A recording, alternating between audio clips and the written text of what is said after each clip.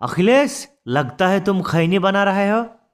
हाँ मोदी जी, मैं खैनी बना रहा हूँ। तो क्या करूँ मोदी जी, बताइए। सुबह से बैठा पड़ा हूँ, एक भी कस्टमर नहीं है।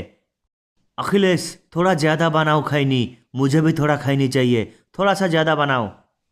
मोदी जी, आप हमेशा हमसे खैनी मांग कर खाते हो, कभी भी खैनी खरीद कर नहीं खाते हो। ये बातें मुझे अच्छा नहीं लगता मोदी जी।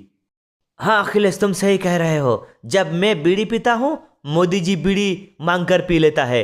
ये बातें मुझे भी अच्छा नहीं लगता। मोदी जी कभी भी खरीद कर नहीं पीता है, नहीं खाता है। लालू जी, एक बात बताइए, एक बीड़ी मांग कर पी लिया आपसे तो क्या हो गया? आपका घर का दलील थोड़ी मांगा मैंने। अखिलेश, तरबूज का क्या रेट है? और तरबूज मीठा तो होगा। अरे राहुल, इधर आ जाओ, इधर आ जाओ, मेरे से आम खरीद लो। अभी तरबूज का सीजन नहीं है, आम खरीद लो मेरे से।